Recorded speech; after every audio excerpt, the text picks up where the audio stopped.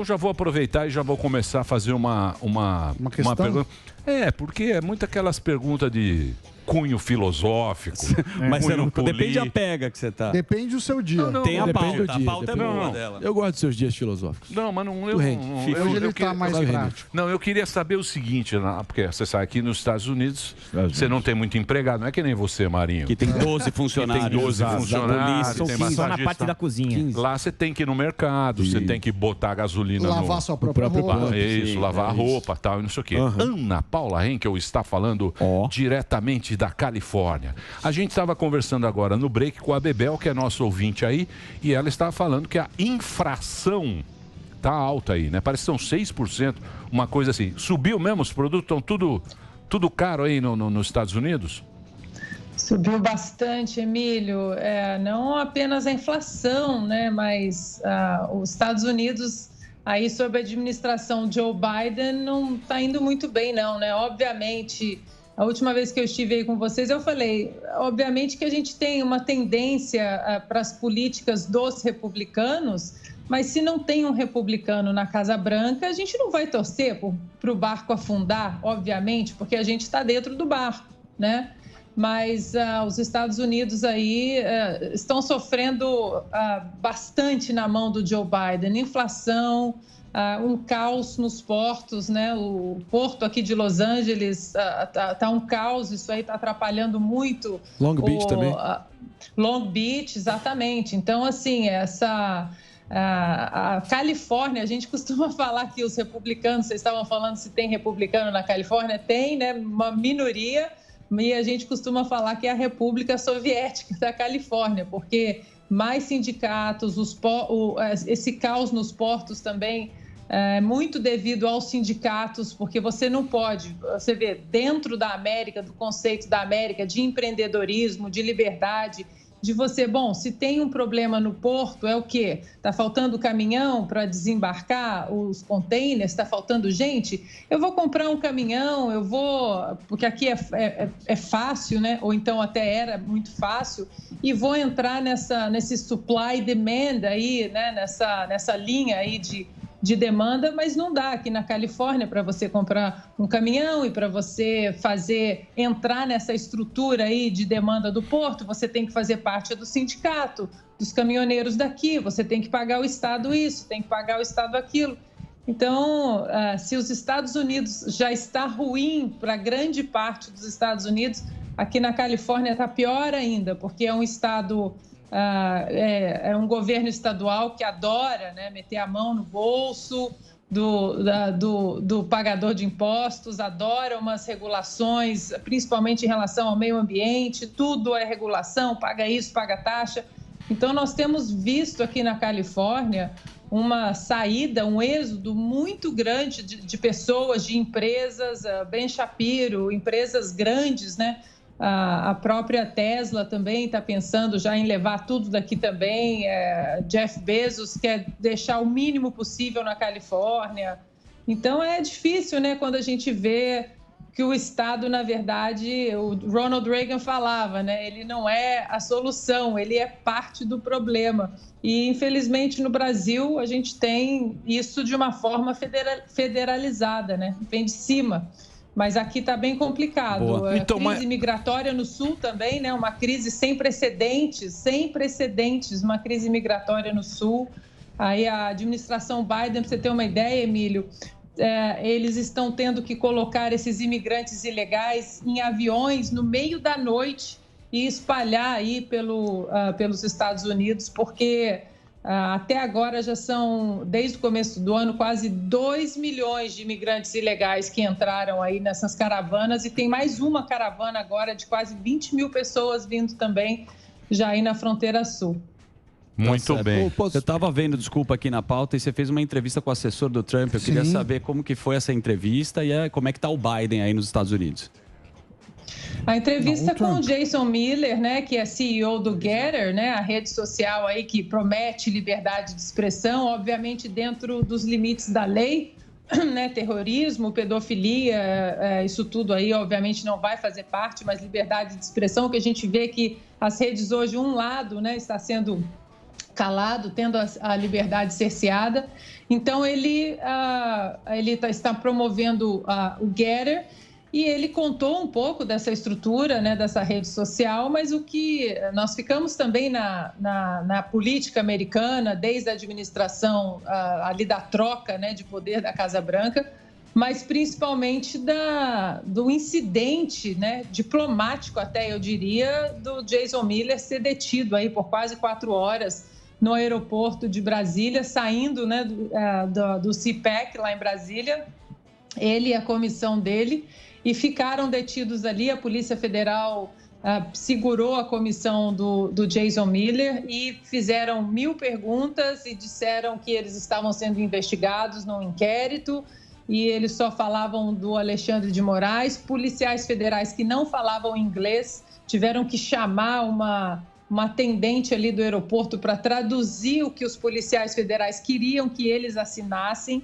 Eles estavam pedindo que o Jason Miller assinasse um termo em português para ser liberado, e disse que eles estavam sendo investigados, mas que eles não podiam dar detalhes da investigação, que era uma investigação secreta. E aí a embaixada americana, né, foi acionada, advogados foram acionados, e um incidente, né, diplomático aí que infelizmente mostra que hoje a insegurança jurídica por parte desse ministro do Alexandre de Moraes, eu acho que hoje é o maior problema que a gente tem no Brasil. Nós temos muitos problemas, muitos, econômicos, sociais, mas eu acho que tudo hoje no Brasil vai parar no Supremo Tribunal Federal, e se a gente não tem uma corte que é estritamente constitucional, aí complica muito, né, Emílio? Sim, mas isso aí precisa ver como é que se chegou a isso, né, Ana Paula? Porque isso aí não é assim que as coisas... Não é do nada. Não é do nada que as coisas vão, porque isso aí é poder, né? Voltando a falar dos Estados Unidos, Ana, o outro dia aqui no Pânico, eu trouxe um dado interessante das demissões voluntárias dos americanos. 1 a cada 8 americanos está pedindo demissão. Muito se fala dessa enxurrada do dinheiro, que foram 3 trilhões de dólares. E aí a gente vê a inflação. Mas eu queria saber se os empregos que pagam menos, né? E aí eu lembro de algumas fotos do McDonald's falando que não estava conseguindo contratar. Continua isso por aí? Ou seja, preços altos, dificuldade para contratar os empregos que pagam menos. Obviamente, isso acaba se revertendo em maiores salários, mas também mais inflação, já que a produtividade não aumentou. Eu queria ver a sua percepção disso. Então, o mês passado foi um mês terrível, né, para os empregos, né? Foram, acho que, se eu não me engano, 4 milhões de empregos de pessoas que não voltaram para os seus postos de emprego. E como você muito bem disse, a impressora de dinheiro ligada em Washington 24 horas, né, aí financiando essa ajuda social aí para as pessoas ficarem em casa. Estados como a Califórnia, por exemplo, já teve um ano, agora em agosto, que as pessoas não precisam pagar aluguel por causa da pandemia. Então, ou seja, as pessoas não têm que pagar aluguel, estão recebendo dinheiro do governo, né? Quem é que vai trabalhar para ganhar menos? Agora, nesse ponto aí dos salários dos empregos que pagam menos e as pessoas não estão aparecendo, como você citou o McDonald's, o que está acontecendo, Sam? Está acontecendo a industrialização desse mercado. Ou seja, hoje você tem muitos McDonald's que você passa pelo drive-thru aqui e que você não tem mais o atendente ali que chama na caixinha de som, está tudo sendo muito automatizado, você só vai pegar o seu lanche lá no final, na última janelinha. Então, as pessoas estão fazendo o que elas querem fazer, no sentido de ficar em casa, receber ajuda do governo, achar que isso não vai ter uma consequência no futuro, e a gente sabe que a longo prazo isso vai ter uma consequência, porque assim que elas decidirem voltar para esses postos que pagam um pouco menos, aí a industrialização acho que já vai estar bem mais avançada e esses postos provavelmente não existirão mais. Ô, Ana Paula, só se fala aí no noticiário americano, e há de lembrar que quem acompanhou a eleição do ano passado lembra que o presidente é democrata e o Partido Democrata tem uma maioria em ambas as câmaras, né? E tem eleição ano que vem, com essa encalacrada, essa conjuntura aí, o Biden tende a ter problemas na eleição do ano que vem e vai ter eleição antes de qualquer coisa ainda nesse ano, daqui a 2 semanas, para o governo do estado da Virgínia, que era um estado republicano. Bush ganhou 2 vezes, mas desde o Obama adiante virou um estado muito democrata e tem uma eleição para o governo do estado que está muito próxima, que vai servir quase como um prenúncio do que pode se ver no ano que vem. Qual é a relevância dessa eleição? Os democratas também são os atuais detentores do cargo do governo da Virgínia. O Obama está indo lá para ajudar ele, a Kamala, o Biden, mas ele está numa fria. O que você acha que pode ser a repercussão dessa eleição? Marinho, eu acho que essa eleição do governo da Virgínia, eu acho que pode dar um pouco da temperatura do que os democratas estão sofrendo, que o ano que vem, nos midterms, quando eles trocam assentos da Câmara e do Senado, e aí há uma projeção para os republicanos tomarem as 2 casas, né, novamente, já que a disputa de cadeiras ali está muito acirrada e o número é muito curto, né, entre os republicanos e os democratas. Essa eleição da Virgínia, a gente vê que existe um certo desespero, porque a Kamala foi para lá, o Biden, o Obama, está todo mundo ali em volta desse governo da Virgínia, um estado que já foi muito republicano, como você disse, agora é um estado democrata, mas que nessa corrida está muito acirrada. E o que eu acho que vai fazer diferença nesse ponto aí, que aí você pode até dar a sua perspectiva, que eu acho que quando você tem políticas democratas, sociais, econômicas, os republicanos vão votar com os republicanos, os democratas com os democratas. Mas quando você entra numa seara de filhos, de pais e de escola, eu acho que as pessoas têm uma tendência, o americano tem uma tendência de esquecer se é democrata ou republicano. E na Virgínia está acontecendo isso. A semana passada, ou retrasada, o Departamento de Justiça fez uma carta dizendo que alguns pais poderiam ser considerados terroristas domésticos porque eles estavam questionando as diretorias das escolas públicas em relação a essa cartilha, essa agenda aí de política de gênero, a teoria racial da crítica, essa coisa bem progressista da ala mais radical do Partido Democrata. E essa carta do Departamento de Justiça não bateu muito bem com os pais, principalmente os pais ali da Virgínia, onde houve um incidente recentemente em relação a um menino, um estudante trans que entrou no banheiro de meninas vestido com uma saia e estuprou a menina. Até a semana passada o caso ainda estava sendo investigado e agora, essa semana, o juiz realmente condenou esse menor de idade por estupro dessa garota. E isso tudo está acontecendo dentro de um contexto onde o Departamento de Justiça resolveu chamar os pais de terroristas domésticos por estarem fazendo pressão para que essa agenda progressista saia do radar das escolas e as escolas voltem a ensinar o quê? Matemática, línguas, história, geografia, o que tem sido deixado de lado. Então, essa agenda que entrou firme aí na Virgínia por causa desse governador democrata que está no cargo ainda, isso aí chateou bastante, né, os pais do estado e pode ser um divisor de águas nessa eleição e os republicanos podem tomar aí um estado muitíssimo importante no contexto todo do colégio eleitoral. Mas isso aí é um vespeiro, né, Ana Paula? Isso é um vespeiro, né? Mas os pais da Virgínia estão ficando malucos. Eu sei, mas é um vespeiro, cara. Não. Isso aí vai ser como é o Zilinili, né? O Zilinili. Porque agora, o que a justiça vai fazer se o moleque fez isso? O moleque trans foi lá e fez isso. Qual é? E como é que o pessoal do GLBTQ lá vai julgar? Como é que eles vão... Como é que vai ser o negócio? Porque até então, né, esse negócio da justiça social, ele é bonito, né? Ele é bonito na teoria. Mas aí dá um rolo desse, como é que você resolve, né? A consequência dessas coisas. Isso é que é um negócio... E o pior, Emílio, desculpa te cortar, o pior é que quando o pai da garota foi a sessão pública da escola e foi questionar, porque isso aconteceu no final de maio desse ano, E aí eles entraram no recesso do verão, né? Aqui é junho, julho, entraram no recesso do verão e a menina, a garota, contou para o pai, e assim que eles voltaram para o ano letivo, agora em setembro, o pai foi na sessão pública da escola e a escola negou, disse que isso não tinha acontecido e que eles não sabiam de absolutamente nada disso. E o pai confrontou a escola, disse que eles sabiam, só que eles estavam tentando esconder o incidente de uma maneira perigosa, de uma maneira injusta, porque eles passaram um verão inteiro cuidando da filha com psicólogos e a escola tentou colocar panos quentes, disse que não foi isso, não aconteceu nada disso.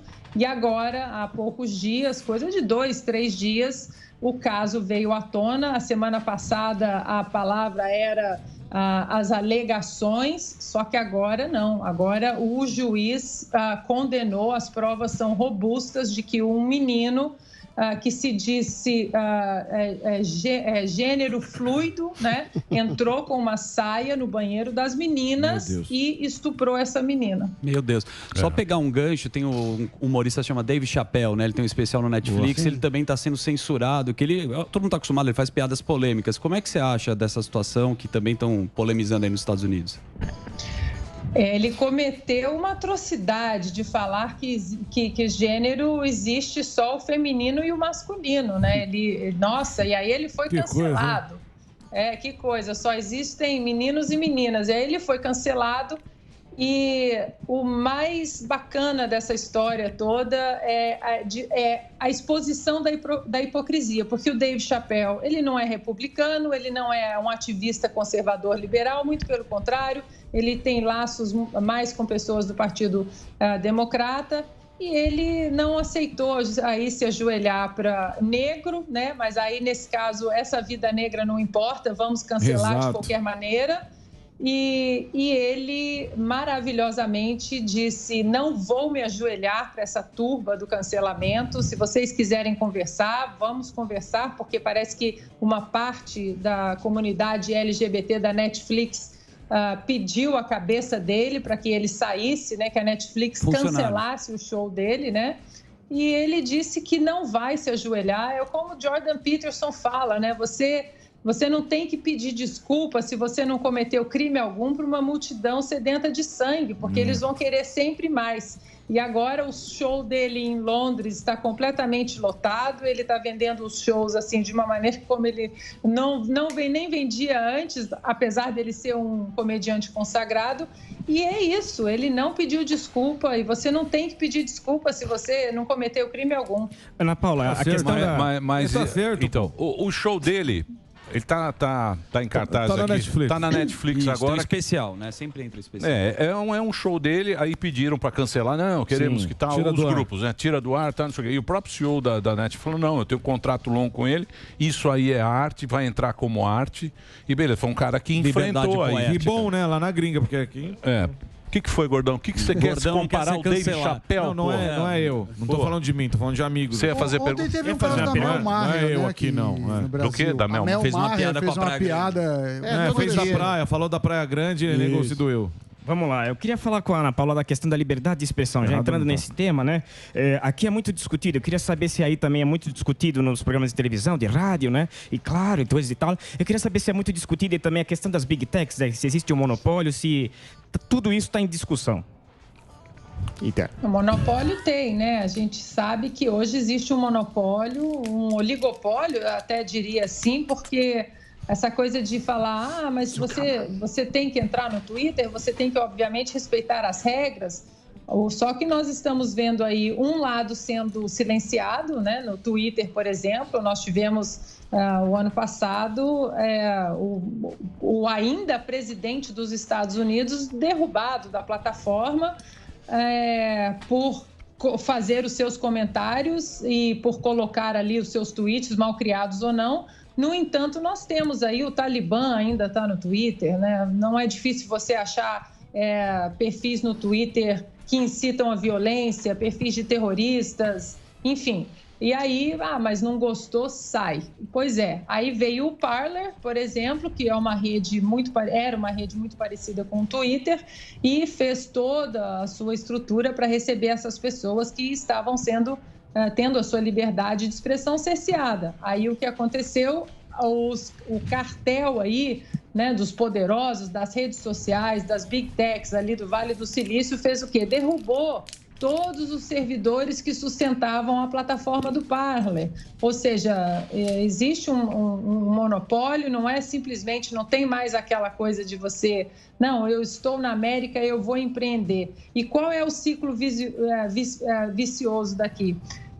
Que essas big techs, elas alimentam exatamente as campanhas dos congressistas democratas em todo o país. Eles vencem, vão para o Estado e para o Congresso e passam leis que continuam protegendo essas big techs. Então, se alguém ali no Congresso, os republicanos estão tentando quebrar exatamente esse ciclo aí de um ficar protegendo o outro. Até parece o nosso Senado e o STF, né? Um protege o outro e fica ali o tempo todo, ninguém solta a mão de ninguém.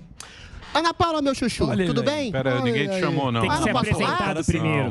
Deixa eu fazer uma perguntinha. Você já tá no Uma Morning só. Show. Uma só, juro. Rápido. Ana Paula, a Prefeitura de São Paulo está impondo aqui uma medida de rastreamento de funcionários públicos, servidores que não estão já vacinados.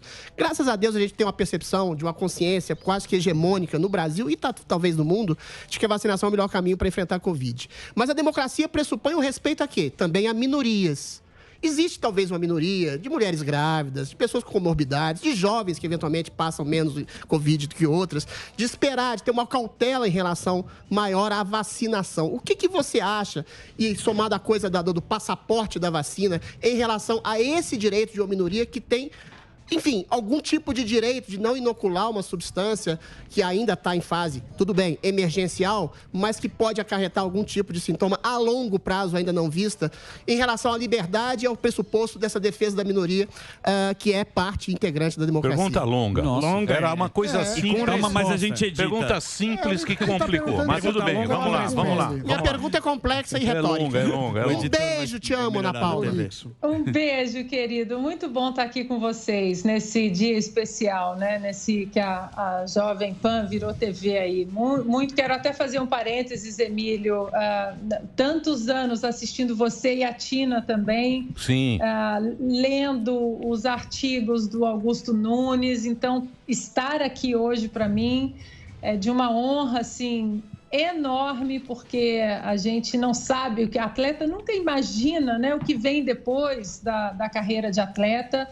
E graças a Deus eu tive uma família que me preparou para isso, que desde sempre não me deixou largar dos estudos, apesar da carreira. Então, eu estudei o tempo todo e quando eu saí do vôlei profissional, da minha carreira profissional, eu continuei estudando bastante. Então, estar aqui com você, com a Tina, com Augusto Nunes, é uma honra muito, muito grande nesse dia mais especial ainda, né? Onde teremos aí a Jovem Pan News. Bom, em relação à pergunta retórica, né, do Adriles, eu acho que tudo é liberdade, né, Adriles? Liberdade com responsabilidade. Agora, não adianta a gente impor um passaporte sanitário. Eu acho que tem que ser a liberdade de você decidir com o seu médico qual é o melhor caminho para você. Se é da vacina, se é do tratamento, se é da água com açúcar, se é da homeopatia. Isso é uma liberdade que cada indivíduo tem que ter com o seu médico, né? A conta que o doutor Zebalo sempre fala, qual é o meu risco contra a Covid, o meu risco de efeitos colaterais da vacina. O FDA ainda está estudando aqui os efeitos colaterais, né, da vacina. A gente não sabe porque não tem como adiantar o tempo em crianças e adolescentes, por exemplo. Agora, sou totalmente contra o passaporte vacinal, até porque a vacina não evita que você transmita ou que você seja contagiado pelo vírus. Então, não adianta você ter um passaporte da vacina, você mostrar que você está totalmente vacinado e você pegar a Covid e ter o passaporte para viajar e ter o passaporte para entrar em todos os lugares portando o vírus. Você porta o passaporte e também o vírus. Eu acho que o passaporte vacinal certo, né, correto, é de quem passou pela Covid e tem a imunidade aí, que os médicos também, doutor Zeballos, doutor Paulo Porto, eles já mostram, são mais de 30 estudos hoje, doutor Robert Malone também, que foi um dos inventores, né, da tecnologia vacinal do RNA mensageiro, Dr. Martin Kulldorff, de Harvard também, 30 anos trabalhando com vacina, e eles defendem exatamente isso. O verdadeiro passaporte vacinal é quem passou pela Covid, teve a infecção da doença e tem já aí, dentro dos estudos que o mundo mostra, a Universidade do Japão, de Nova York, o próprio governo de Israel, que quem passou pela Covid tem anticorpos já, no mínimo, há quase 2 anos, né? Que esse número ele ainda não caiu, né? Eles estão ainda estudando, mas que quem teve Covid em março do ano passado ainda tem anticorpos. Então, esse sim seria a conversa justa. Agora, o interessante disso tudo é que dentro desse contexto da pandemia, das pessoas estarem, os tiranetes, os projetos de tiranetes fora e dentro dos governos, de cercearem a liberdade de expressão, de questionar, estão cerceando médicos, né? Comunidade médica que não pode questionar, jornalistas que não podem questionar. Dentro desse contexto aí, nós estamos vendo vozes muito interessantes emergindo, como o jogador da NBA aqui, o Kyrie Irving, né? Do Brooklyn Nets, dizendo, não, eu não vou me vacinar e se eu me vacinar, isso é um problema meu que eu tenho com o meu médico. Aí Jonathan Isaac, vários jogadores da NBA, jogadores negros que estão sendo cancelados porque estão indo contra a obrigação da vacina, não contra a vacina, mas aí nesse caso, né, essas vidas negras não importam, elas podem ser canceladas. Muito